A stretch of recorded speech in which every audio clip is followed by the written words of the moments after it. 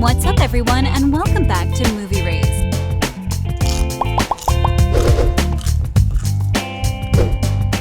365-day fans, I hope you're ready, because 365 Days 4 will absolutely blow your mind. The third film was already exciting enough. Imagine what it's gonna be like in the next movie. So, without further ado, here's everything I've dug up about 365 Days 4 just for you. Although 365 Days 4 hasn't really been confirmed by Netflix yet, it's completely feasible, given that the next 365 days have proven to be another hit for the streaming giant. The threequel received 39.31 million hours of Netflix viewing the first 4 days. The critics may not love it, but the fans surely do. And speaking of the fans, they haven't been able to stop speculating about the next 365 days enigmatic ending, which left Laura and Massimo's future as a couple hanging in the balance. But I'm telling you, it's not only the fans who are hoping to see the fourth movie. Michele Morrone, the star of the franchise, seemed to be excited about the idea of playing Massimo Torricelli again. Days after the release of the next 365 days, the third movie in the series, Morrone posted a mysterious message on Instagram that appeared to hint at the possibility of a fourth movie.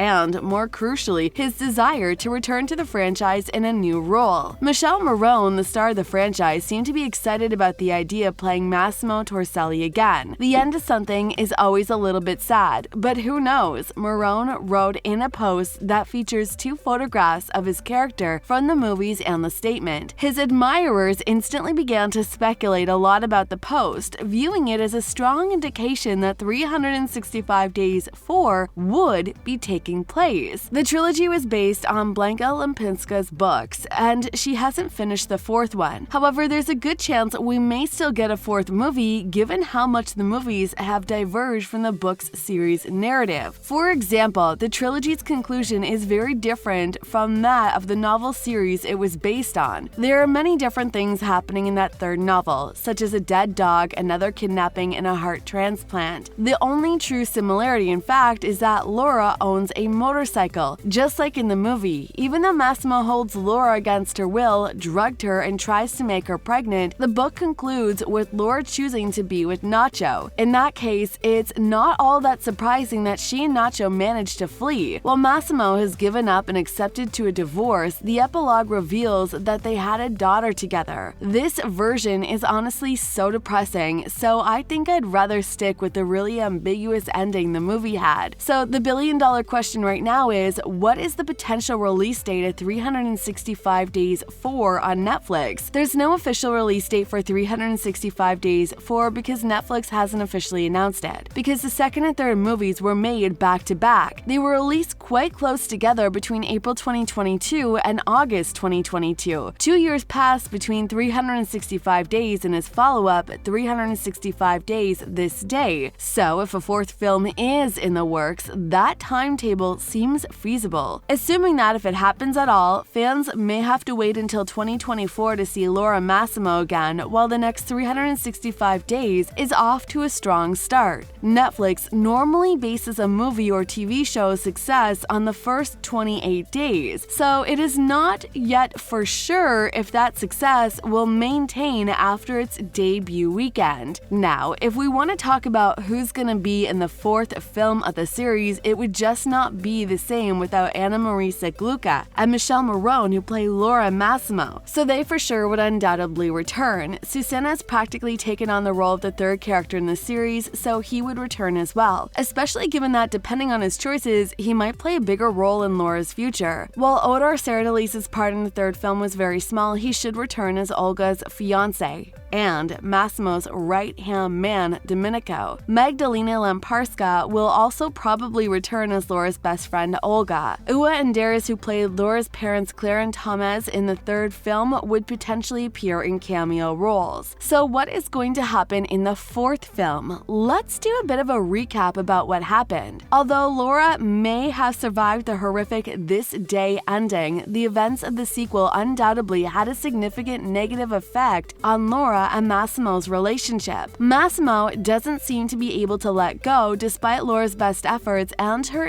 instruction to Nacho to forget her. Obviously, Laura and Massimo still have the occasional sex, but since their argument at the end of the first movie over Laura not telling Massimo she had lost their baby, they are a world apart. Massimo with his mafia life and Laura with her fashion brand both vanish into their work. Massimo and Laura's relationship is in trouble, thus the former resolves to resume her job. Nacho reappears, which leads Laura to feel conflicted as she begins to immerse herself in the fashion world once more. Laura will decide what to do. Does she continue dating the toxic aggressive Massimo, or does she start dating rival gangster Nacho? Or perhaps she need simply just to leave these toxic men behind and go it alone. Make a decision now, but at the end of the film, Nacho promised to smash that like button. Okay, but seriously, Nacho promised Laura that he would wait for her. Nacho tells Laura, "I don't want my happiness at the cost of your pain. I want you to want me. I will wait for you until you're ready," Nacho tells Laura, assuring her that he would give her enough time until she is ready. And then Laura reunites with Massimo. Massimo is waiting for Laura on the beach, and he is strangely philosophical rather than enraged. He was aware of Nacho all along and regrets that Laura thought she had to deal with their baby's death alone rather than confiding in him. "That you had to deal with it all alone, it has destroyed me. My dad used to read me a book when I was a child. I still remember one passage, a small fable. If you really love something, just let it go. If it comes back, it's yours forever. If it doesn't, it was never meant to be." If you really love something, just let her go.